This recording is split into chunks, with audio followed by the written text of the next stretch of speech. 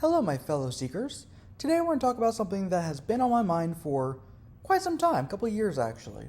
Ever since I heard of the JEDP theory, or the documentary hypothesis, I've kind of thought it was weird, and I didn't find the evidence for it very convincing, so I really dug into it using those who believe it, their own sources, like their own books, like Anderson, Sagan, and all these other. By the way, throughout this whole thing, my pronunciation of these people's names is going to be weird because I'm Southern and we can't pronounce anything right, let alone names. So just know that. But I used a lot of different people who believe in the JEDP theory, and then I used those who talk against it, and I kind of put their arguments together. So let's go through this and figure out what exactly the evidence is and how we can, if it's true, and objections and things like that. So first, what is it? First and primarily, it denies the Mosaic authorship of the Pentateuch or Torah, that being the first five books of the Bible or Hebrew Bible or Old Testament. Now, it holds that there are rather four main sources, I should say, behind the Pentateuch. The J, which is the Yahwist, and there's a J there because the J comes from the German, because they use a J instead of a Y. And there's the Elohist, the priestly source, and the Deuteronomist. And then lastly, various redactors or editors put them together and made changes to them to fit them together better. Let's go through a little bit of the history of the JEDP theory.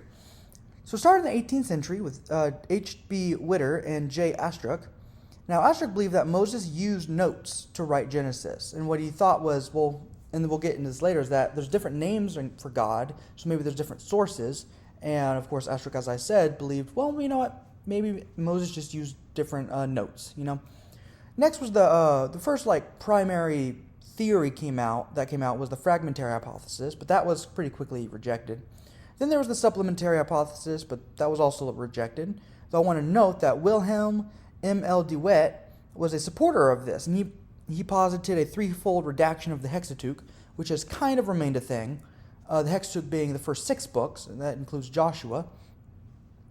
Then the new documentary hypothesis was put forward, and this was championed by Julius Wellhausen in the 19th century, and the way it's taught today to most scholars is the way Wellhausen taught it. So let's get into this theory. What does it teach? First, there's the Yahwist. He wrote using the name Yahweh, believe it or not. I know, very creative. He finished during or after Solomon's reign in the 10th or 9th century BC, around the time of the divide of the northern and southern kingdoms. Next, there's the Elohist. He wrote using the name Elohim. He finished around the 8th century, but before 722 BC, whenever the northern kingdom was conquered by Assyria, and these documents of the Elohist would have traveled southward to the southern kingdom. Next was the Deuteronomic source. He wrote all of Deuteronomy, though I will say some scholars have tried to split that up as well, but most agreed it's just one source, primarily. And then it's dated to the 7th century during Josiah's Reformation. They believe a lot of it because a lot of what Josiah said in Chronicles and stuff correlates to what's in Deuteronomy, so they say it had to come from there. And possibly a second redaction during the exile, which was 6th century. Next, there's the priestly source. Now, he finished by the end of the 6th century or later. Now, some may be pre-exilic, meaning before the exile of 586 BC, but it's mostly after that. Now, he wrote mostly regarding laws and rituals and narratives surrounding those, like Genesis 1 to 2:3, where the last part of it talks about the Sabbath. They say that the priestly source is the one who wrote Genesis 1 to establish the Sabbath, which is a law. Finally, there's various redactors or editors. I will put editors in parentheses because that's something more people will be familiar with, someone who puts writings together and then creates a whole thing. And so that's why that's always going to be it. They're technically called redactors, but I'll put that in parentheses to help. Now, scholars believe that various editors or redactors put these together in various time periods. But what's the evidence for all this? Well, there's 5 main pieces of evidence that scholars give. 1, different names for God, primarily Elohim and Yahweh. 2nd, different theologies and languages associated with those names. 3rd, doublets or repeated stories. 4th, literary differences. And 5th, just small indicators of later composition. And we're going to dive into each of these. The main names for God in the Pentateuch are Elohim and Yahweh, and they believe that a different source used each one. And that's why we have the different sources.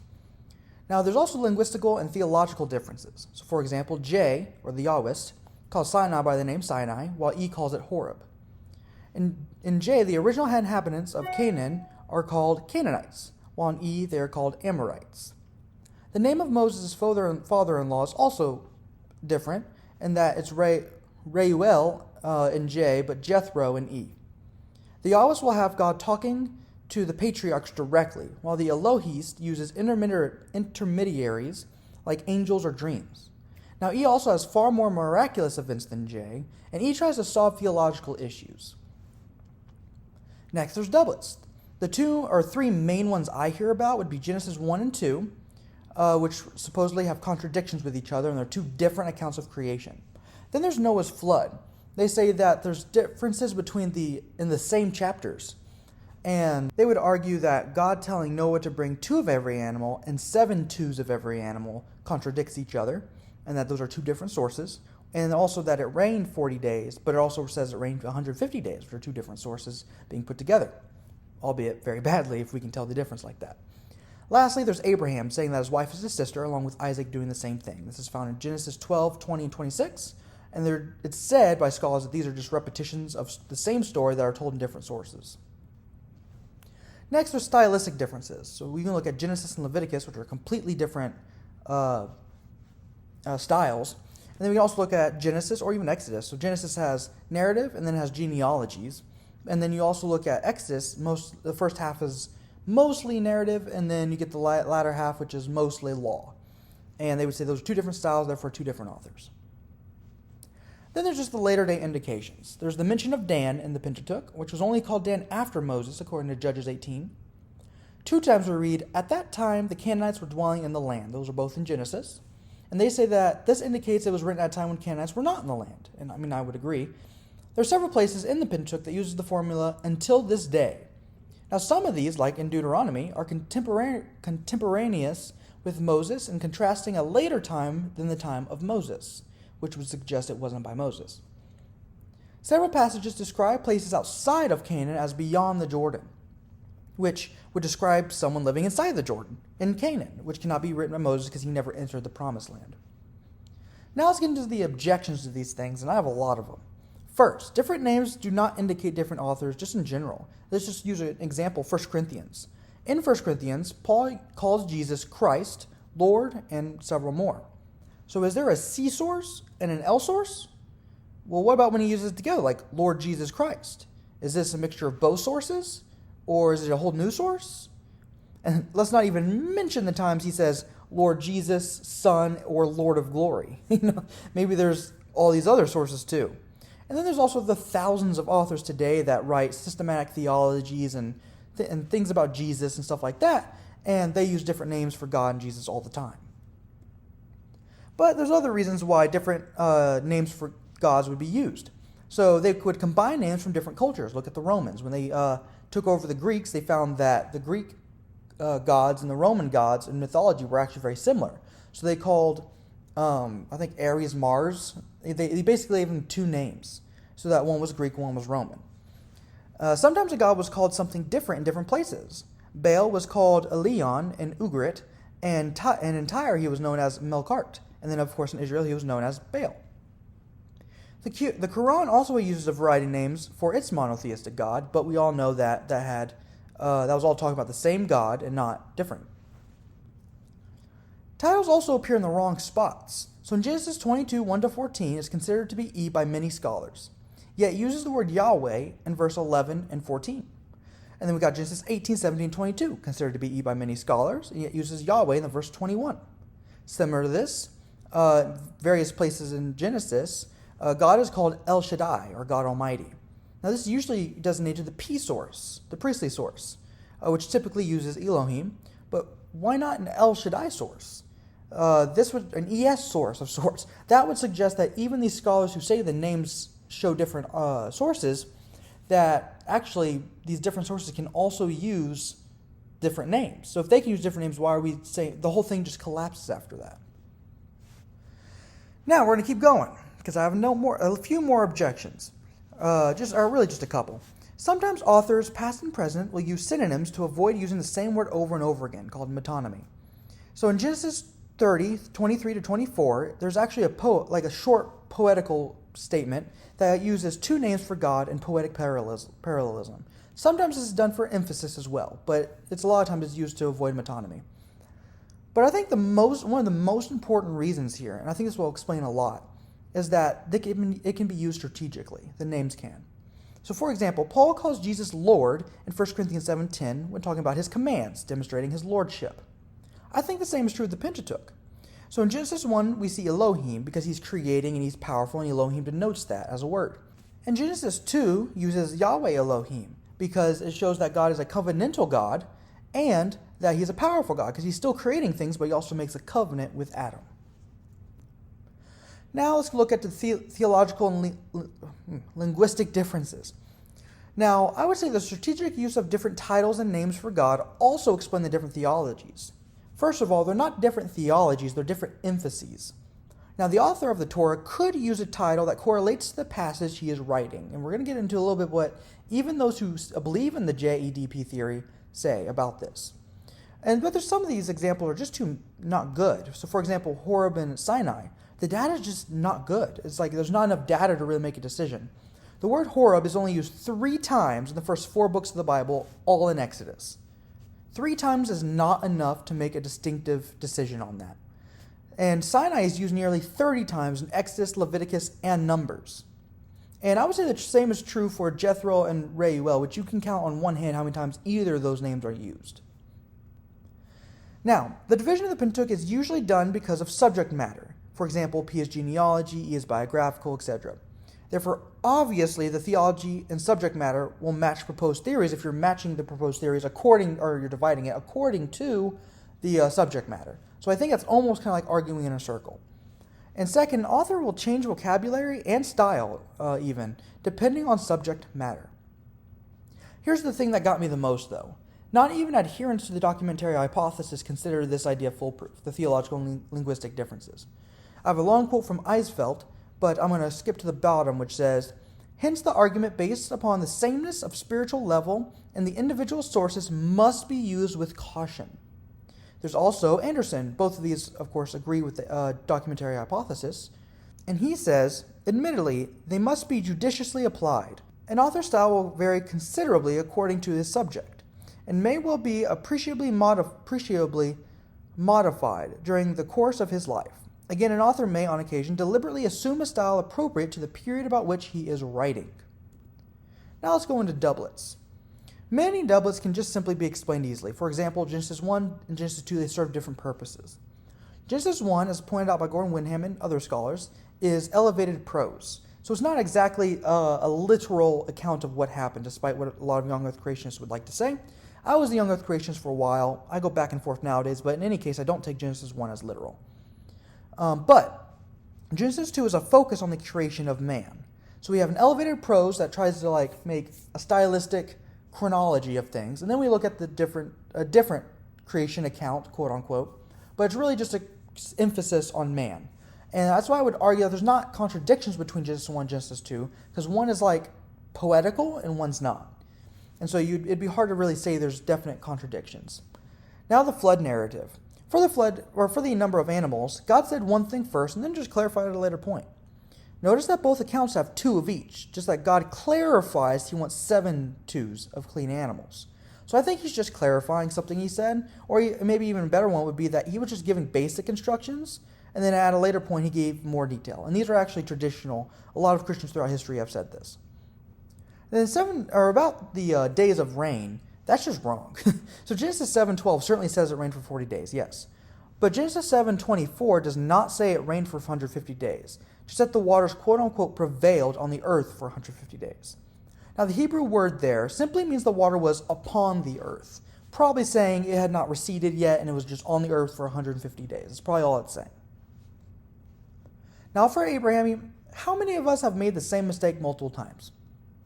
Probably everybody. So why couldn't have Abraham done the same thing? I don't think that's a good point to say, well, it had to be different literary sources. And then Isaac, how many of us have copied our father? I don't see these as very good. And then for other various quote-unquote doublets, Young makes an interesting case when he says certain characteristics of Genesis also appear in Arabic literature where, for example, one may find repetitions and particular headings within a larger book. This is also done in Hebrew literature and usually done for emphasis or memorization. So there's other reasons for these repetitions. Now let's go to different styles. Different books with different styles can be easily explained as, well, the author just wanted to use different genres. So for example, I'm not going to name it because I probably can't, but John Milton wrote 2 books. One I can't say, and the other was Paradise Lost. The first one is an argument, and the latter one is poetry. Are these 2 different? It can't be by John Milton. Well, of course not. They're both by John Milton. He just chose different genres. Now what about the same book with different styles? This is a slightly better argument, though not by much. So they say that, for example, and I think I said this before, that Exodus is mostly narrative, but it also has law at the end part.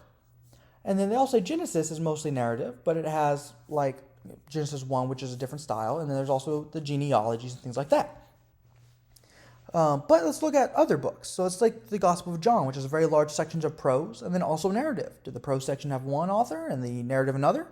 How about Luke, who has a genealogy near the end of his or beginning of his book?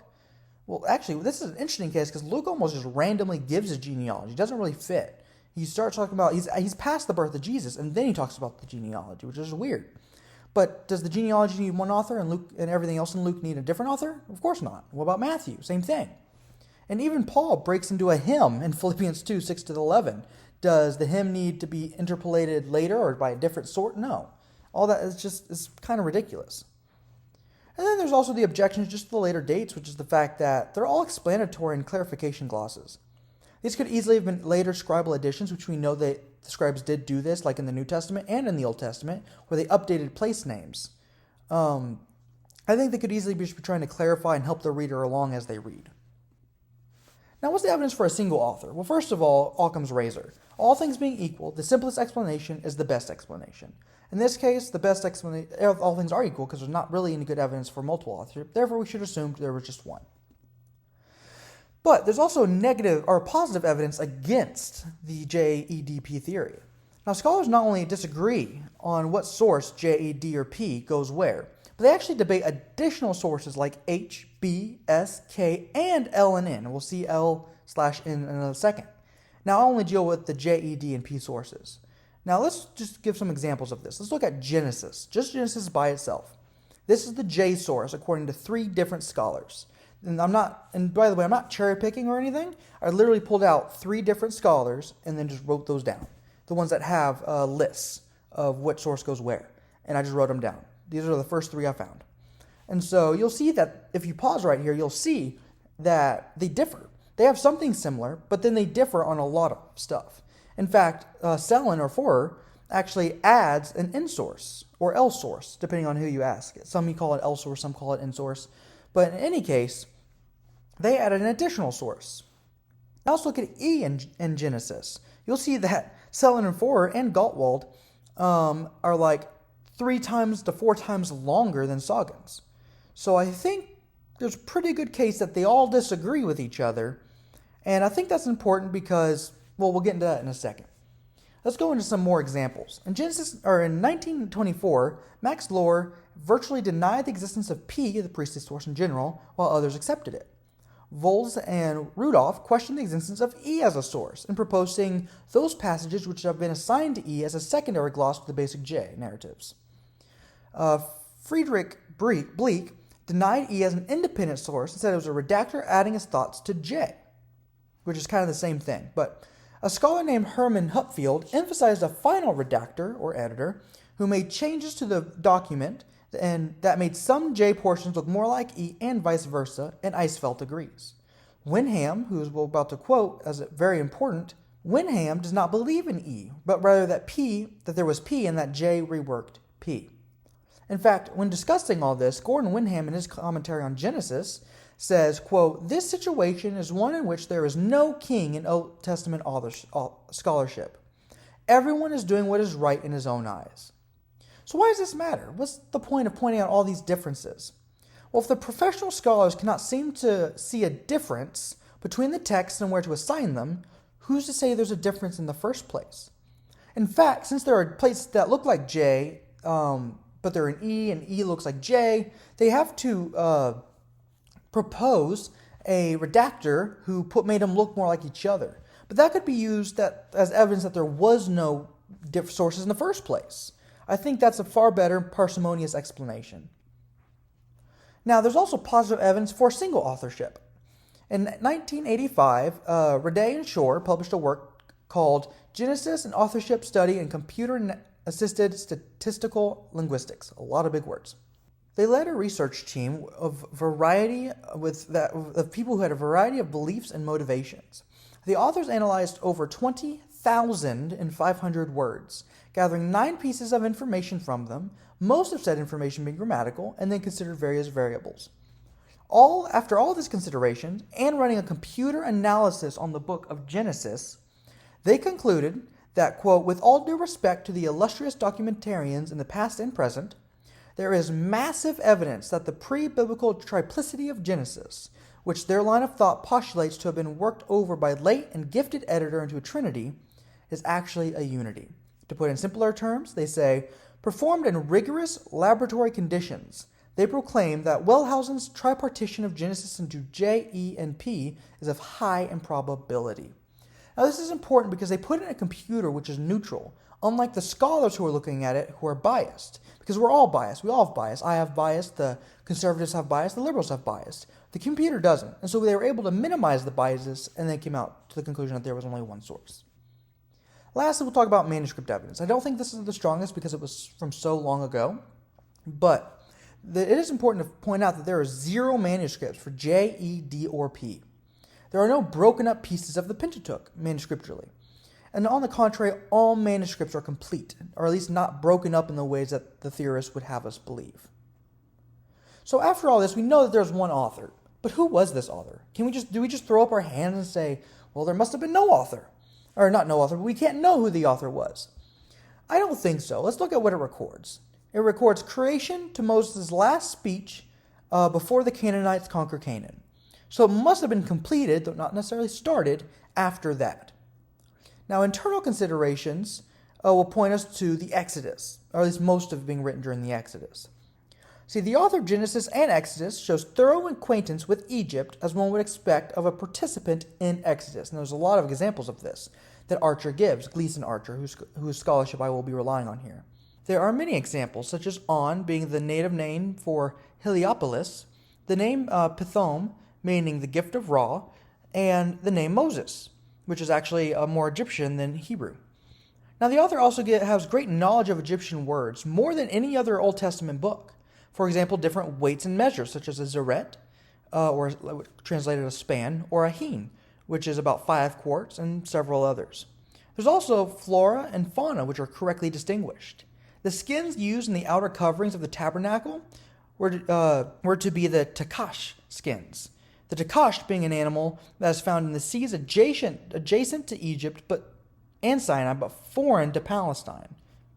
Now, another example would be the Dishon in Deuteronomy 14:5, and the ostrich in Leviticus 11:16, which are peculiar to Sinai and not Canaan. Now, this one I'm about to give is probably the best evidence in my opinion, which is that they are more familiar with Egypt than Canaan, because they compare Canaan with Egypt. So in Genesis, Archer notes that in Genesis 13:10, the author compares the Jordan Plain to, quote, the land of Egypt in the direction of Zoar. That's interesting, because if the writer is in Canaan, why wouldn't he just say, that place, like the Jordan Plain? But instead he has to compare it to Egypt, suggesting they don't know what the Jordan looks like, but rather they do know what Egypt looks like.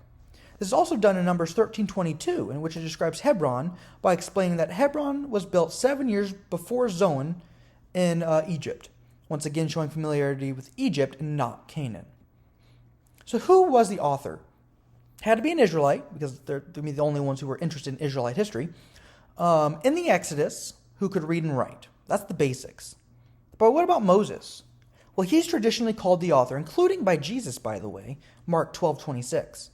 Now, he certainly could read and write, as he was raised in the royal house, and in the Pentateuch, it says that he wrote several things. For example, see Exodus 24:4. Now, something more fascinating is that Deuteronomy 31:9 concludes Moses' speech with this, quote, "Then Moses wrote this law and gave it to the priests." Okay, Moses wrote this law. Well, what law? In the context, there is no law except for Moses' whole speech. Therefore, Deuteronomy 31:9, you can compare this to verse 24 as well, must be referring to the speech of Moses, that being the book of Deuteronomy itself. Now, some have actually argued that this law refers to all of the Pentateuch. And that's actually kind of interesting, and I don't think that's unreasonable. So, this could be saying that Moses wrote the whole thing, but is at least referring to Deuteronomy. So I think the most plausible conclusion would be Moses wrote the Pentateuch. That seems from the evidence to be the most convincing thing. And lastly, here are my sources. I went through a lot of different sources, more than I put on here, but these are the ones that I quoted and used the most. But yeah, I hope y'all enjoyed. I hope this was very productive for you, as it certainly was for me as I did this research for several years. And please like, subscribe, and comment if you have any questions, and I will try to respond and get to you. And maybe we can have a discussion, because I want this channel to be a discussion, not necessarily me just teaching you things and then you telling me I'm wrong. Let's just discuss things. But anyway, hope you have a great rest of your day.